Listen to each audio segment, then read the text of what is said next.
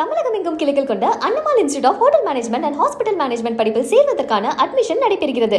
மேற்கு தொடர்ச்சி மலைப்பகுதிகளில் பெய்து வரும் கனமழையால் குற்றால அருவிகளில் வெள்ளப்பெருக்கு ஏற்பட்டு சுற்றுலா பயணிகள் குளிக்க தடை விதிக்கப்பட்டுள்ளது. இதுகுறித்த கூடுதல் விவரங்களை செய்தியாளர் ராஜன் வழங்க கேட்கலாம். வணக்கம் ராஜன், அங்கு மேற்கு தொடர்ச்சி மலைப்பகுதி சுற்றி இருக்கக்கூடிய பகுதிகளில் எத்தகைய மழை பொழிவானது பதிவாகி இருக்கிறது? மேலும் வருகிற 15, 16 ஆகிய தேதிகளில் கூட அங்கு கனமழைக்கான வாய்ப்பு இருப்பதாக வானிலை ஆய்வு மையம் தெரிவித்திருக்கிறது. ஆக அங்கு மேற்கு தொடர்ச்சி மலைப்பகுதிகளில் குற்றால அருவியில் எத்தகைய நீர்வரத்து இருக்கிறது?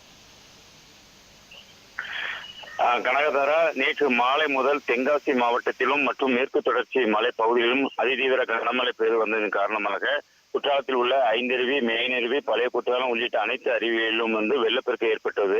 இந்த வெள்ளப்பெருக்கின் காரணமாக சுற்றுலா பயணியின் பாதுகாப்பு கருதி அருவிகளில் குளிப்பதற்கு போலீசார் தற்காலிகமாக தடை விதித்துள்ளனர். அதாவது தென் தமிழகத்தில் மிகவும் ஒரு புகழ் வாய்ந்த சுற்றுலா தலமாக விளங்கி வருகிறது குற்றாலம். குற்றாலத்தில் தற்போது சீசன் என்பது தொடங்கியுள்ளது. இந்த நிலையில் வெளியூர்களிலிருந்து அதிகப்படியான சுற்றுலா பயணிகள் குற்றாலம் நோக்கி வந்த வண்ணம் உள்ளனர்.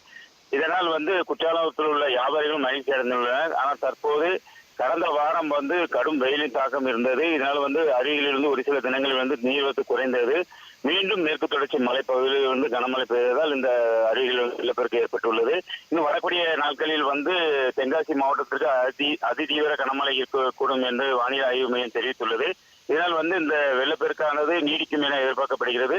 அதாவது அந்தந்த அருவி பகுதியில் போலீசார் அந்த பாதுகாப்பு பேரிகார்டுகள் அமைத்து சுற்றுலா பயணிகள் தூரத்தில் நின்று பார்ப்பதற்கு மட்டும் அனுமதி அளித்துள்ளனர்.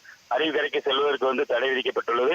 அதே போல் பழைய குற்றாலம் பகுதி வனத்துறை கட்டுப்பாட்டில் இயங்கி வருவதால் அவர்கள் கீழே இருந்து கார் பார்க்கில் இருந்து செல்லக்கூடிய பகுதியை முற்றிலுமாக தடை செய்யப்பட்டு அங்கு வனத்துறையினர் பாதுகாப்பு பணியில் ஈடுபட்டு வருகின்றனர். அதே போல் ஐந்தருவியிலும் வெள்ளப்பெருக்கு ஏற்பட்டுள்ளது.